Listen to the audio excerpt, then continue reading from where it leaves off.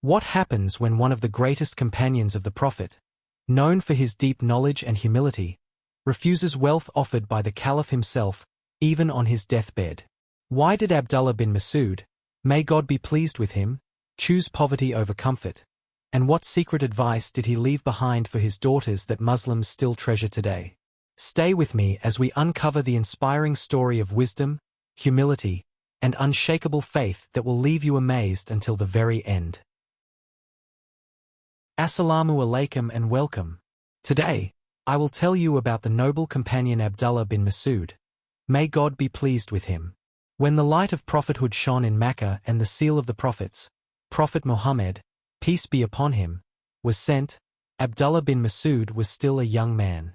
He would spend his days outside the city, herding the sheep of Uqba bin Mu'ayt, a well-known chief of Quraysh. In those days, he heard from people about the Prophet's mission. He listened but did not pay much attention.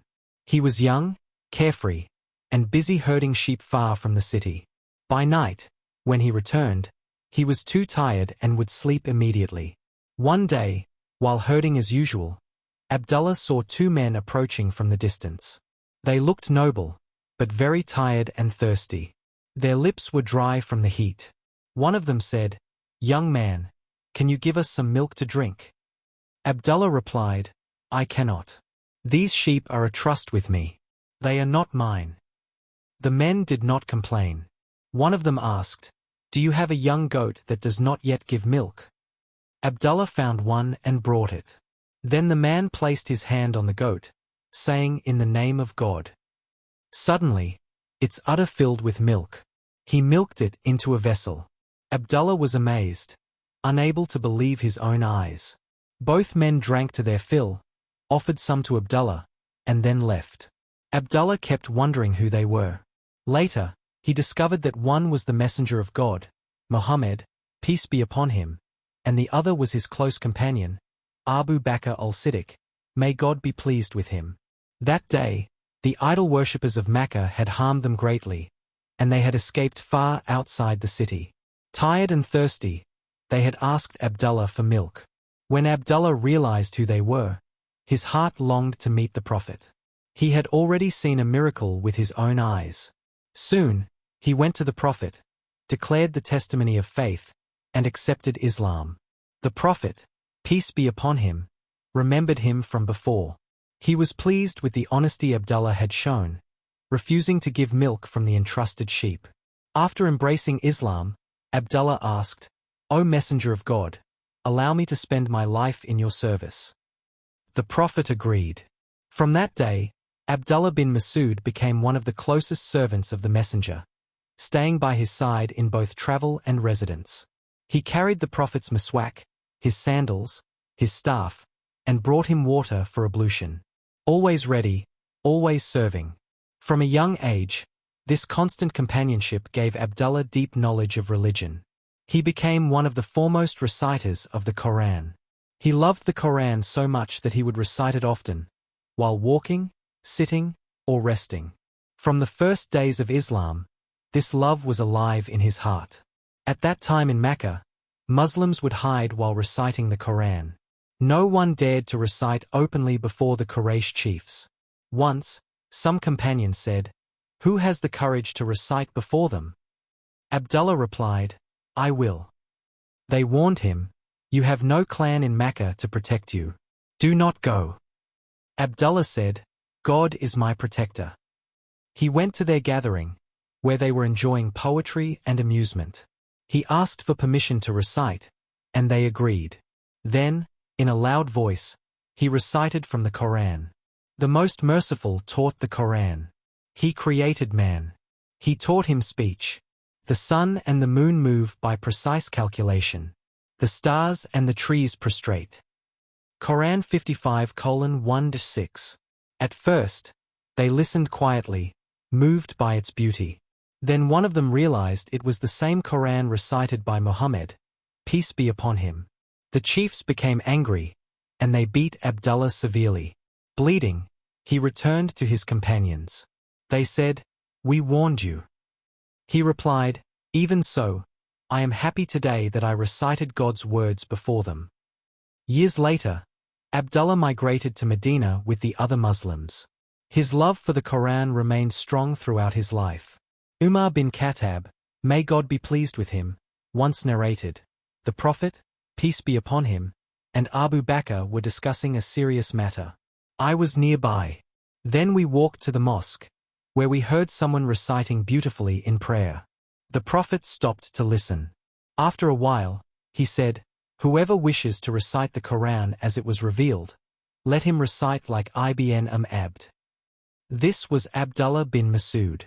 Later, when Abdullah was making dua after prayer, the Prophet looked at him with compassion and said, 'Ask, and you will be given. Ask, and you will be given.'" Umar planned to tell Abdullah about this the next morning, but when he reached Abdullah's house, Abu Bakr had already been there and told him everything. Umar thought, "Abu Bakr always precedes us in good." They then asked Abdullah, "What dua were you making?" He replied, "I was asking God for faith that never turns back, blessings that never end, and the companionship of the Prophet Muhammad, peace be upon him, in the highest place of paradise." Because of his devotion, the Prophet himself would sometimes ask Abdullah to recite the Quran for him. Abdullah said, "The Prophet once told me, 'Recite the Quran to me.' I said, 'O Messenger of God, should I recite it to you, when it was revealed to you?' He replied, 'I like to hear it from others.' So I began reciting Surah Al-Nisa. When I reached the verse, 'How will it be when we bring from every nation a witness, and we bring you as a witness against them?' Quran 4:41, the Prophet said, 'Enough.' I turned, and I saw tears flowing from his eyes. Abdullah was thin and frail in body. Once, when the wind blew and his legs were exposed, some people laughed at how thin they were. The Prophet asked, 'Why are you laughing?' They said, 'At his thin legs.' The Prophet replied, 'By him in whose hand is my soul, these legs will be heavier in the scale than the mountain of Uhud." This was the high rank of Abdullah bin Masud with God, despite his weak appearance in this world. Now I will tell you about Abdullah bin Masud, may God be pleased with him, after the time of the Prophet, peace be upon him. From his youth, after accepting Islam, Abdullah bin Masud spent his whole life in the service of the Messenger of God. He was always eager for knowledge, learning, and guidance. He remained close to the Prophet until the Prophet's blessed life came to an end. The Prophet, peace be upon him, was always pleased and content with him. After the passing of the Prophet, Abdullah bin Masud held the same honor and respect during the time of the rightly guided caliphs. During the rule of Umar bin Khattab, may God be pleased with him, Islam spread widely to the east and west. In those days, Umar ordered new cities to be built in the newly conquered lands. In the year 17 after Hijrah, a new city was established by the river Euphrates. This city was called Kufa. It soon became an important center of knowledge, literature, culture, politics, and military affairs. Umar bin Khattab was known for his wisdom, foresight, and careful choice of people for important positions. When Kufa was established, he appointed Amr bin Yasir, may God be pleased with him, as its first governor. At the same time, Umar appointed Abdullah bin Masud as the teacher and guide of the people of Kufa. He instructed him to focus on education and training, and also to help Amr bin Yasir with administration when needed, giving advice and support. Umar ordered both of them to travel to Kufa. On this occasion, Umar bin Khattab wrote a letter to the people of Kufa. The letter said, "I am sending to you Amr bin Yasir as your leader, and Abdullah bin Masud as your teacher and advisor. Both of them are noble men. They are companions of the Messenger of God, and they are among those blessed ones who fought in the Battle of Badr."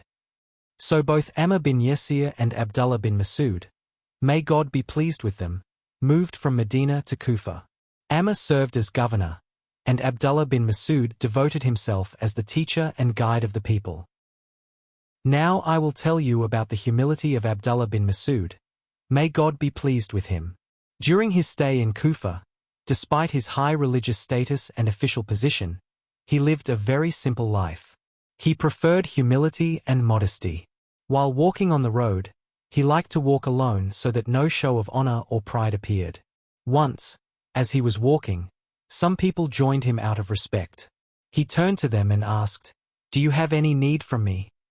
They replied, "No, we just wish to walk with you." He then said, "Go back." Because when someone follows another without need, it brings humiliation to the follower, and it creates a trial for the one being followed. This meant that the follower lowers himself without reason, while the one being followed may feel pride, arrogance, or self-importance. Since this harms both, it should be avoided. In his daily life, Abdullah bin Masud treated everyone, young and old, with great humility. He never spoke in a way that would hurt someone's heart or cause shame. He would often say, "If I were to mock even a dog, I fear that I might be turned into a dog myself." The meaning was clear: a dog did not create itself. If he mocked it, then as a punishment from God, he might also be turned into one. This was his deep sense of humility and fear of God. Now I will tell you about the passing of Abdullah bin Masud. May God be pleased with him. He spent many years in Kufa teaching and guiding the people in religion. Later, during the Caliphate of Uthman bin Affan, may God be pleased with him, Abdullah bin Masud returned to Medina. With the passing of time and old age, his health began to decline. When his illness became severe and hope for recovery seemed little, Caliph Uthman came to visit him. A short conversation took place between them. Uthman asked, "What pain do you feel now?" Abdullah bin Masud replied, "My sins." Uthman asked, "And what do you desire?" He answered, "The mercy of my Lord." Uthman then said, "Shall I order that the payment which you refused to take for years be sent to you now?" This referred to the salary he had the right to receive for his teaching in Kufa, but for a long time he had chosen not to take it, serving without payment. Abdullah bin Masud replied, "I have no need for it." Uthman said, "It will benefit your daughters after you." Abdullah bin Masud said, "I do not fear poverty for them. I have ordered them to recite Surah Al-Waqiah every night.